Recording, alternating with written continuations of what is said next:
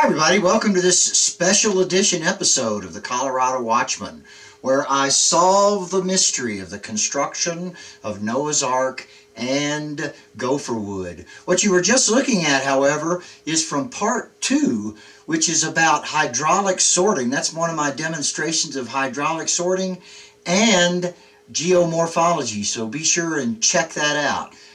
In the meantime, let's get right to this ancient mystery solved. Now, one of the greatest contentions about Noah's Ark by Bill Nye, one of his greatest objections to the possibility of Noah's Ark is that it would have been impossible to build a vessel of that size out of wood. And he claims that it was attempted actually by skilled shipwrights and it did not work, and it's just impossible to build a vessel of that length, over 400 feet in length, out of wood. And I intend to debunk Bill Nye's claim. Now, Bill Nye and I do have something in common. That is that neither of us are actual scientists. That's right, neither Bill Nye nor myself are actual scientists. We just play scientists on TV, okay? Just so you know. The way I'm going to debunk Bill Nye's claim is that the wood that exists today is not the same wood that existed in Noah's day. And you can see here, this is a Wikipedia page about Noah's Ark. And after they go through all this explanation of the word gopher and gopher wood and all that, finally, almost as an afterthought, the very last line says, or a now lost type of tree, but there is no consensus. A now lost type of tree. Well, what about that? Would the trees be the same in Noah's day? You know what really brought this to my attention was Steve Austin. He's a geologist, and he wrote his dissertation on formation of coal.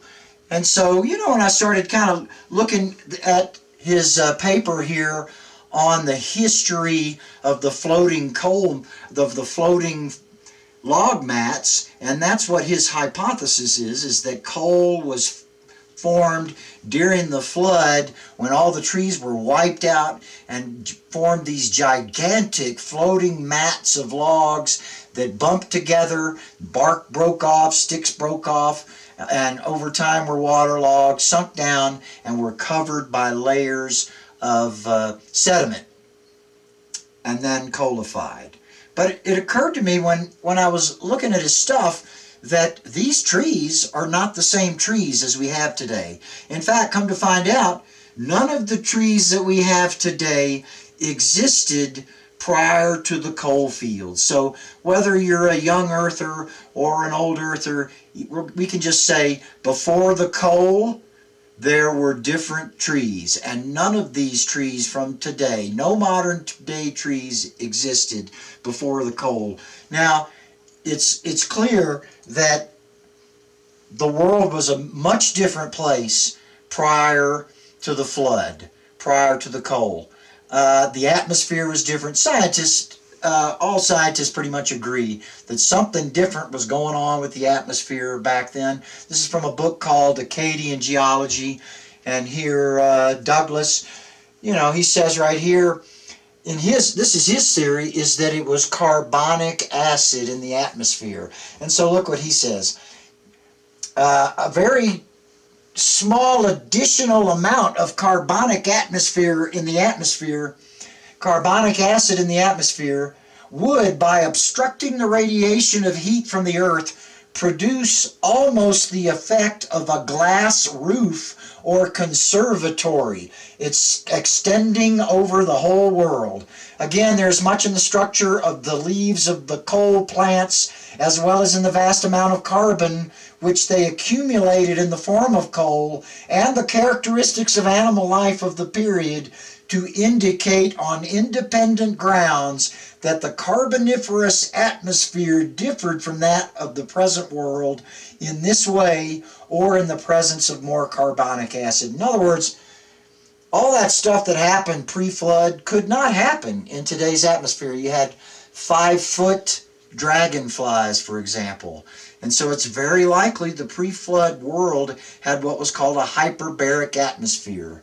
Right now at sea level, air pressure is approximately 14 pounds per square inch. So what if it were, say, 25 pounds per square inch? That really wouldn't be noticeable to us. It would be like going underwater to the bottom of the pool, and we would adapt to that in no time at all. But that would enable, because of the increased air density, well, now you could have 4-foot dragonflies, those giant flying mammals, even human-powered flight might be possible with that greater air density.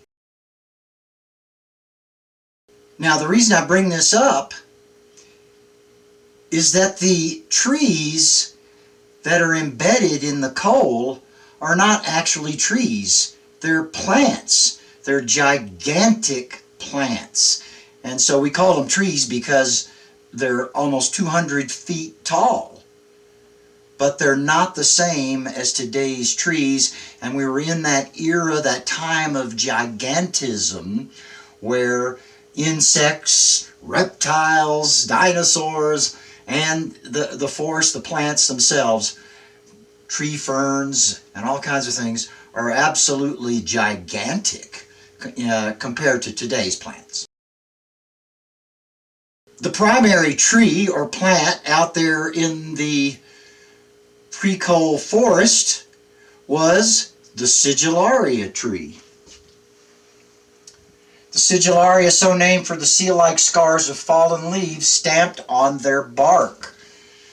So it looks like somebody took their sigil ring, like the ring with their logo on it, and just stamped it all the way up and down the tree like that, in some of the species of sigillaria. Were the most important of all the trees of the coal swamps, and those which contributed most largely to the production of coal. So the coal beds are composed, for the most part, of sigillaria trees and all the stuff around it in the sigillaria forests.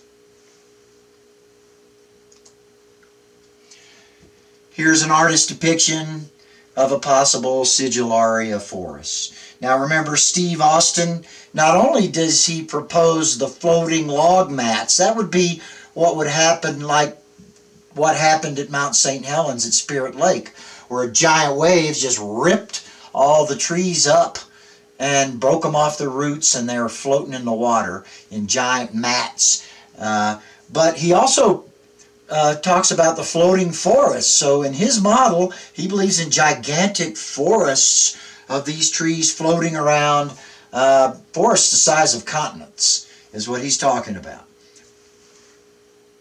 Either way, they were certainly in a very swampy or water environment.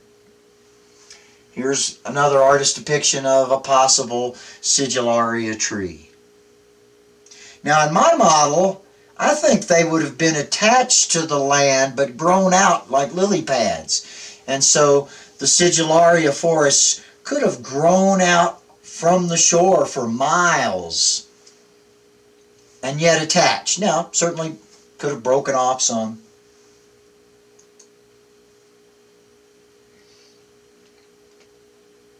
There's a stump. Here's some more depictions.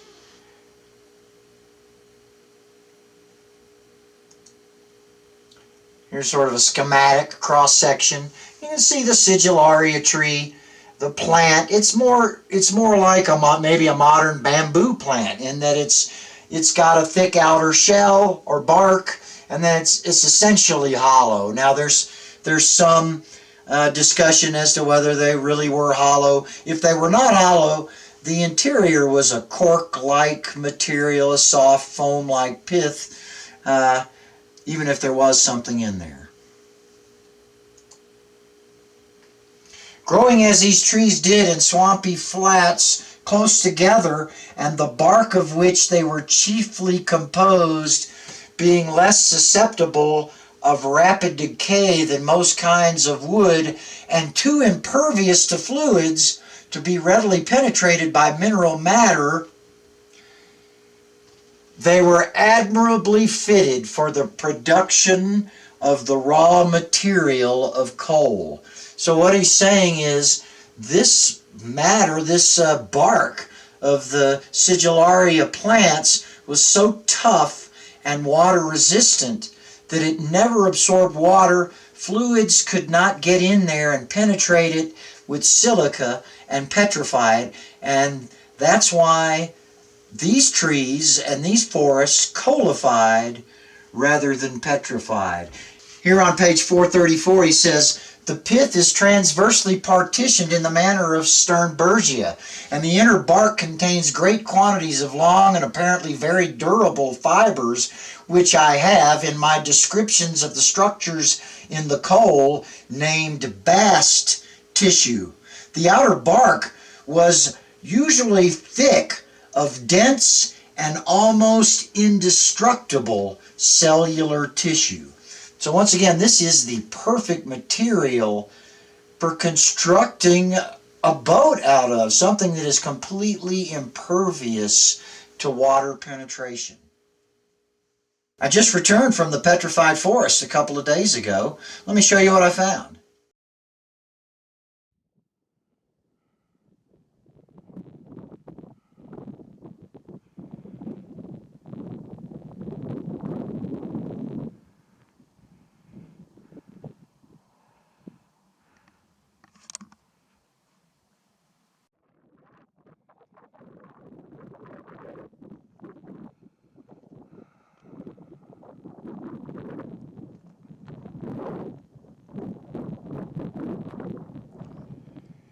Look at that, you can just see logs, huge logs,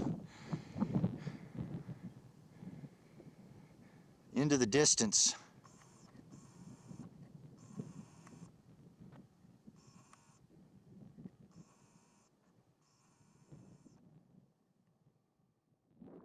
So the question is, why did these trees petrify and the Sigillaria trees coalify? And so what happened, I think, was these terrestrial trees, these trees had tap roots, grew, in a slightly less damp environment or less water environment of the other forest with the Sigillaria and the lepidodendrons and those tree ferns. These grew in a different forest, more terrestrial. They had tap roots, and they were not just completely impermeable to the penetration of the water, the silica-laden water. So these trees got washed off, ripped off, floated away into a giant pile, were covered with sediment, and they absorbed the water while they were underwater, and eventually were waterlogged, is the term, with that silica-laden fluid, that silica-laden water, and eventually were petrified. Whereas the Sigillaria and that forest, once they were covered with sediments, they did not absorb the water. They were completely anhydrous, repelled the water, and therefore they coalified over time instead of petrified. All right, I'm comparing the two barks, and we're looking here at the bark of this Araucarioxylon tree. That's right. I never can believe that name. And then I have my fossil with me here that's of a Sigillaria bark. And for starters, you can see one of the differences is that this type of fossil, this is an imprint type of fossil. Remember, the tree itself probably coalified, but it was smashed. This is from the upper layer of the coal seam, of a coal seam in Poland. And so this took an impression of the outside of the bark of a Sigillaria elegans tree. It's probably, looks like a limestone-ish layer there. I'll test it with some hydrochloric acid when I get back to the lab. But there's really very little comparison. This has kind of a, a striated bark, like almost like a terrestrial modern day tree. This is definitely more similar to a modern day tree. The sigillaria bark looks nothing like it, and there's no other tree out there today that looks anything like the sigillaria. Here's the diorama from the museum at the Petrified Forest, and so you can kind of get an idea of these tall, I mean, really looks like excellent building material, really. They had at hand back in Noah's day. Here's an image from the Kon-Tiki, the movie. Excellent movie, check it out. They built the Kon-Tiki raft, which is kind of what we're talking about with the Ark. It's a raft in a sense, and this is the same design I would use with those giant prehistoric logs. Would be, one layer of logs longwise and one layer crosswise. Now really the reason I'm showing this is because the Kon-Tiki voyage lasted 101 days, and by that point this balsa wood, which is an excellent material for boat building or what have you, really, one would think, these were becoming waterlogged and starting to sink already. So this balsa wood, not unlike the Araucarioxylon, became waterlogged over time, and then it would be able to be petrified because of that, unlike the Sigillaria forest.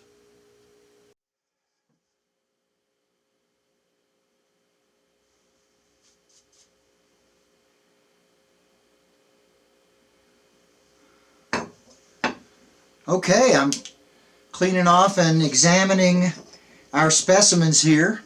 This is a piece of ironwood, petrified ironwood it's called, and it's so called because of the ringing sound it makes. This kind of petrified wood usually comes from the Yuma, Arizona area. And then here's our piece from the Petrified Forest from just a couple days ago.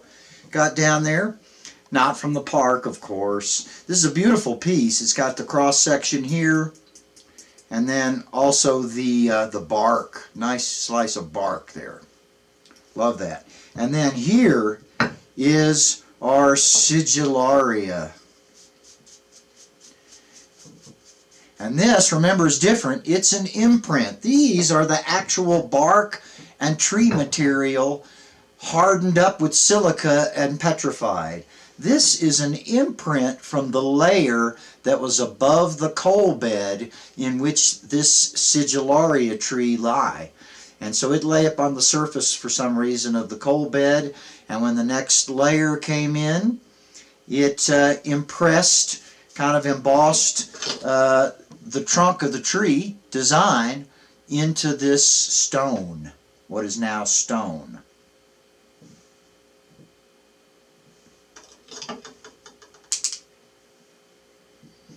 This comes from the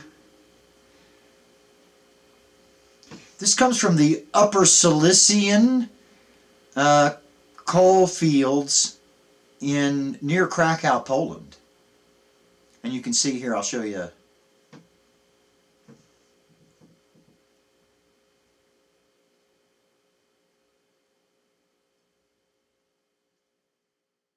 Okay, what I'm going to do is put on my scuba mask here.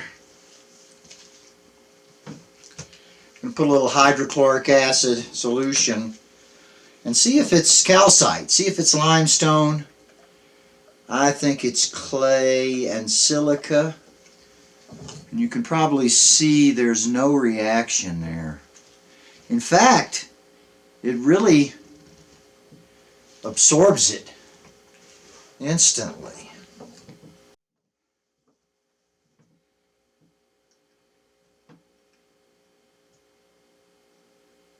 Another thing I'd like to try here is I can really see this design, this pattern, in the bark imprint here, and I want to make it, maybe possibly make it a little more visible.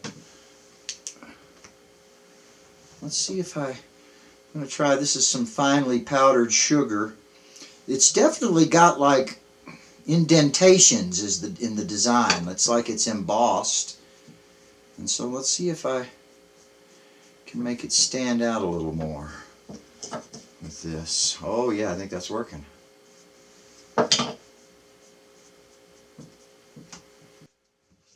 Okay, let's see what we can do here with the close. Let's see how close up we can get. But can you see that pattern on there? It is that honeycomb pattern. I'm going to see how close I can get. And with that little powdered sugar in there, look at that. That's getting pretty clear.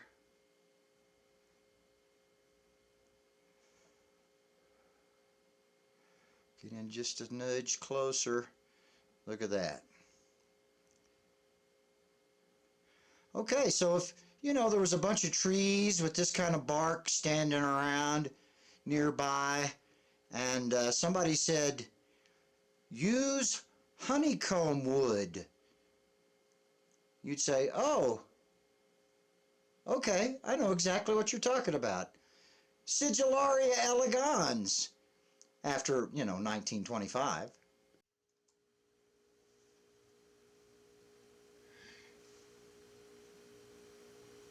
Here's another artist's depiction of Sigillaria trees or plants. To me, these things look like ready-made pontoons. You know, what's the most stable boat on the lake? The pontoon boat. What happens if you flip a pontoon boat? Even if you could, it would just float there upside down. So building with pontoons like this, not only is that a great structural benefit, but also it would create a virtually unsinkable craft. Now remember, we just read about how they were partitioned inside there. Here's a diagram of a modern day barge. You know, I'm from Memphis, Tennessee originally, so I've seen a lot of barges there on the Mississippi River. And you can see here how the way a barge is designed is it's compartmentalized.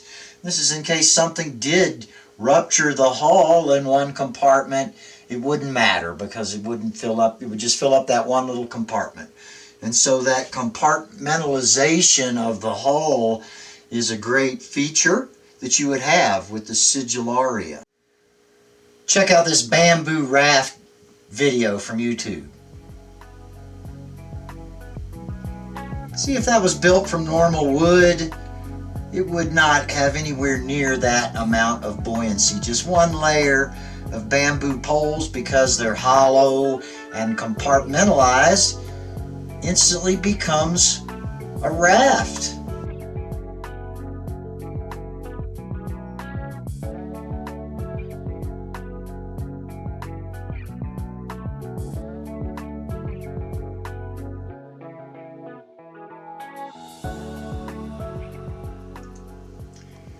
Here's a model of the Ark. And it's interesting, look at this close-up of the log raft base. So that's exactly the way I would do it. All the logs lengthwise, and then, especially with the Sigillaria trees, for the crosswise logs, they only need to be 70 feet long, right? So that's not huge at all. Nice, be easy to get big Sigillaria poles 70 feet long, bind it all together.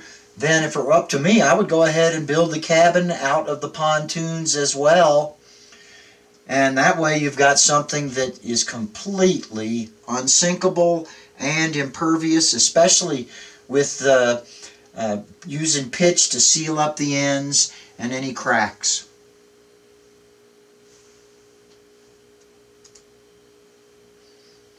Here's a depiction from the Geneva Bible that shows the Ark the way it's described in the Bible, again, as a box. The word Ark simply means box, and so this is not a ship.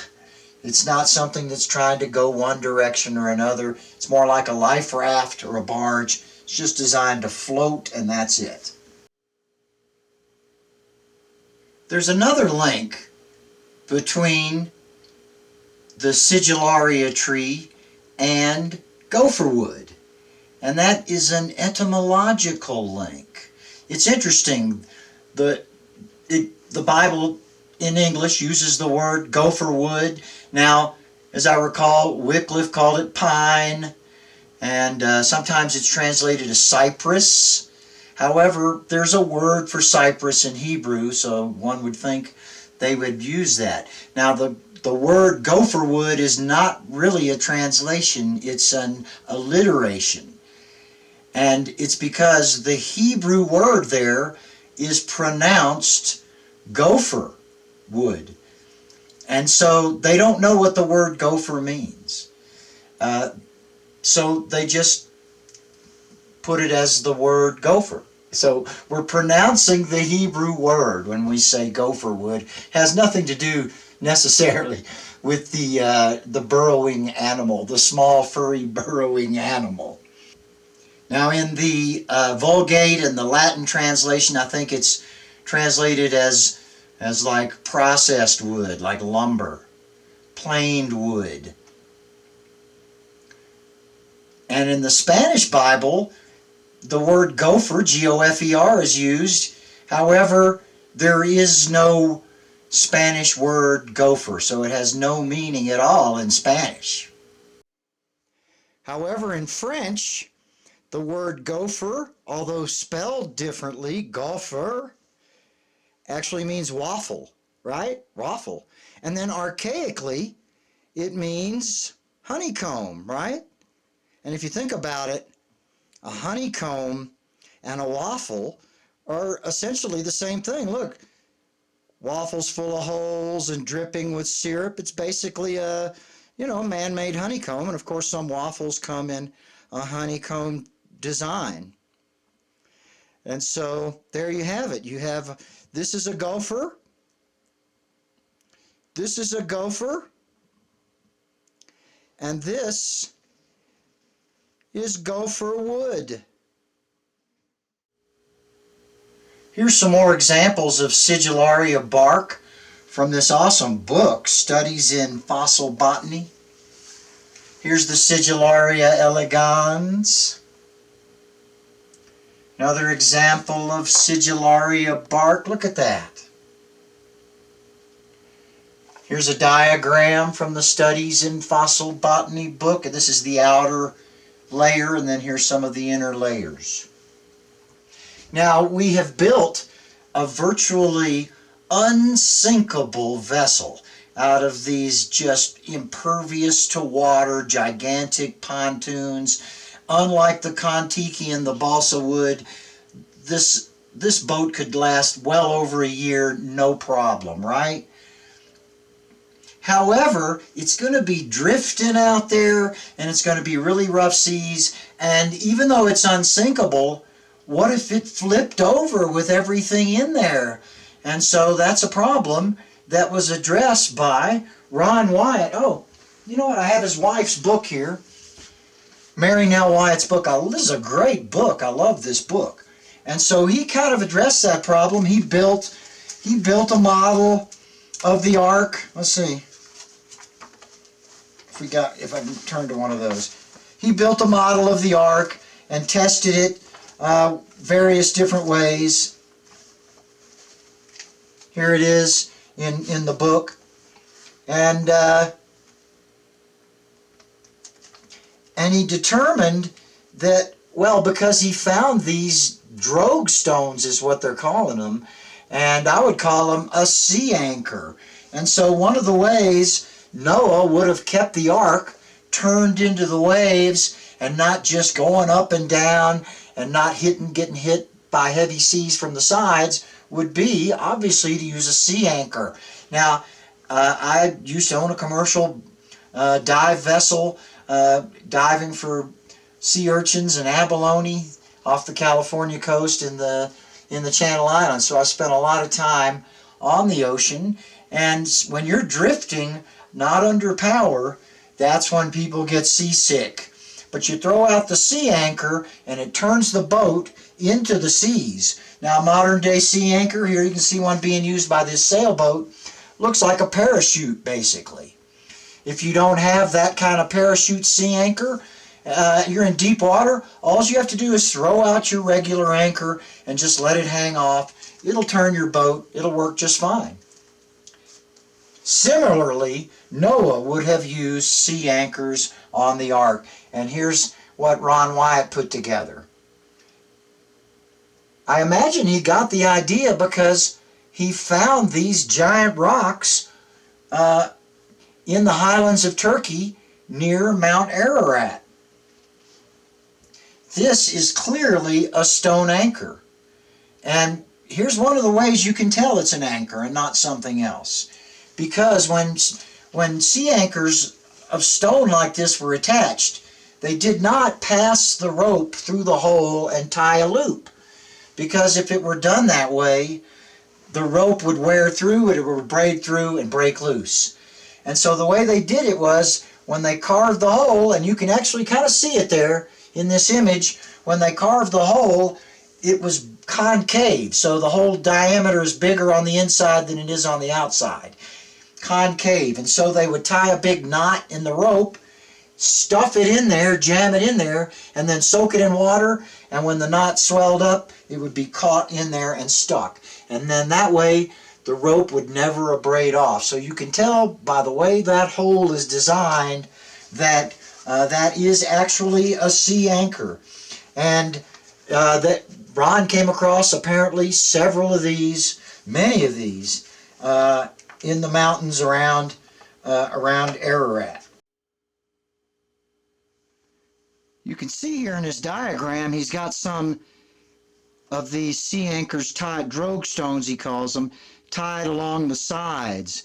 And so now, because of hydraulic friction and this lowering of the center of gravity, it would be virtually impossible to flip this boat, to tip this boat over. So now we're talking about having a vessel that is built of pontoons.